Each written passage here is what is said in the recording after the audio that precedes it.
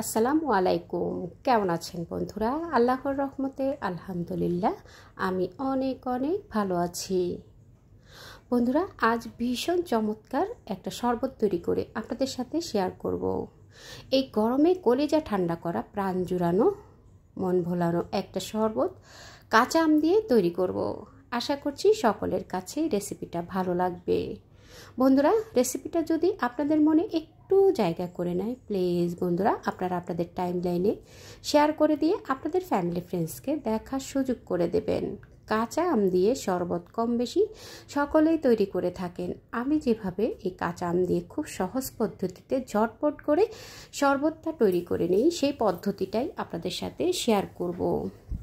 বন্ধুরা, রেসিপিটা যদি ফেসবুক পেজ থেকে দেখে থাকেন, পেজটাকে ফলো করে দেবেন, এবং ইউটিউব চ্যানেল থেকে দেখে থাকলে রেসিপিটা ফুল ওয়াচ করে চ্যানেলটাকে সাবস্ক্রাইব করে অল বাটনে ক্লিক করে দেবেন। এতে করে আমার নিত্য নতুন রেসিপির নোটিফিকেশন সবার আগে আপনার কাছে পৌঁছে যাবে।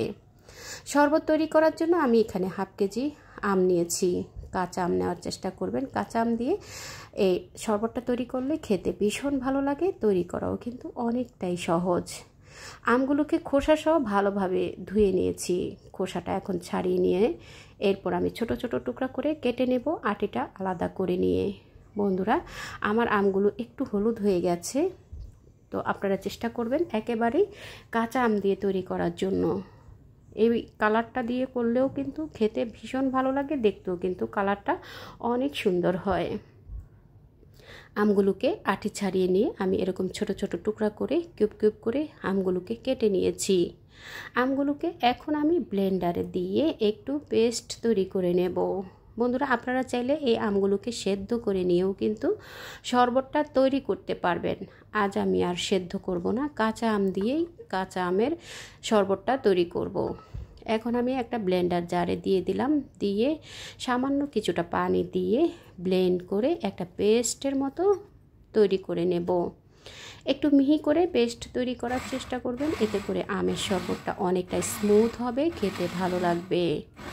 বন্ধুরা, আমি কিছুক্ষণ ব্লেন্ডার জারে এভাবে করে ব্লেন্ডার জারটাকে একটু থামিয়ে এরপর আবারও অন করে আবারও থামিয়ে এভাবে বারবার ব্লেন্ডারে জারটাকে এভাবে করে ঘুরিয়ে এরপর আমি পেস্টটা তৈরি করে নেব।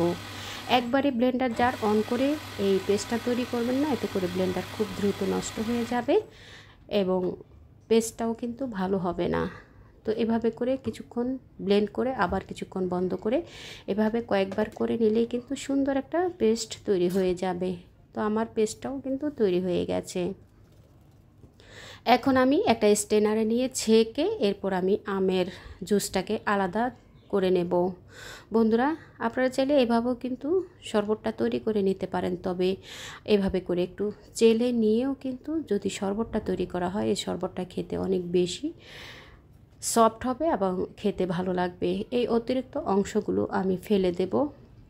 তো আপনারা চাইলে যদি এই পর্যায়ে এসে আপনারা এই আমের জুসের অতিরিক্ত অংশটা রেখে দিতে চান, সেক্ষেত্রে আপনারা চাইলে এই আমের জুসের অংশটুকু যদি আমসত্ত্ব তৈরি করেন, সেক্ষেত্রে সেই সময় একসাথে দিয়েও কিন্তু আমসত্ত্বটা তৈরি করে নিতে পারেন।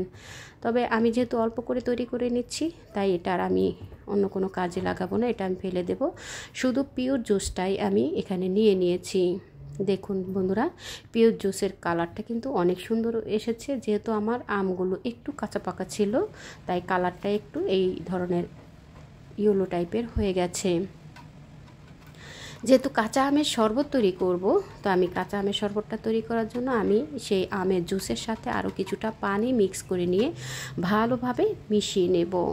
এভাবে করে ভালোভাবে মিশিয়ে নিয়ে আমি এখানে ঝালটক মিষ্টি শরবতটা তৈরি করব। তো এর জন্য আমি মিষ্টি দিয়ে দিলাম। আমি এখানে প্রায় 4 টেবিল চামচের মতো চিনি দিয়েছি, আর এখানে 1 চা চামচ দিয়ে দিলাম আমি চাট মশলা দিয়ে দিলাম 1 চা চামচ, আর বিট লবণ দিয়ে দিলাম 1 চা চামচ, দিয়ে খুব ভালোভাবে নেড়ে মিক্স করে নেব। ঝাল টক মিষ্টিটা আপনারা আপনাদের টেস্ট বুঝে এরপর আপনারা চেক করে ব্যবহার করবেন। রেগুলার রান্নার যে লবণটা আছে সেখান থেকে 1 চিমটি লবণ দিয়েছি। বন্ধুরা, একটু বিট লবণ দিয়ে শরবতটা তৈরি করলে শরবতটা খেতে অনেক বেশি ভালো লাগে। তো খুব ভালোভাবে আমি চাট মশলা, লবণ, বিট লবণ এবং সাধারণ লবণ, চিনি দিয়ে খুব ভালোভাবে মিশিয়ে নিয়েছি। ভালোভাবে মিশিয়ে নেওয়ার পরে আমি এভাবে সার্ভিং গ্লাসে ঢেলে দেখিয়ে দিচ্ছি জুসটা দেখতে কতটা লোভনীয় হয়েছে। আর এই শরবতটা খেলে প্রাণ মন সব জুড়িয়ে যাবে। গরমে কলিজা ঠান্ডা করার জন্য এরকম 1 গ্লাস জুস হলে আর অন্য কোনো জুস আপনার আর খেতে ভালো লাগবে না।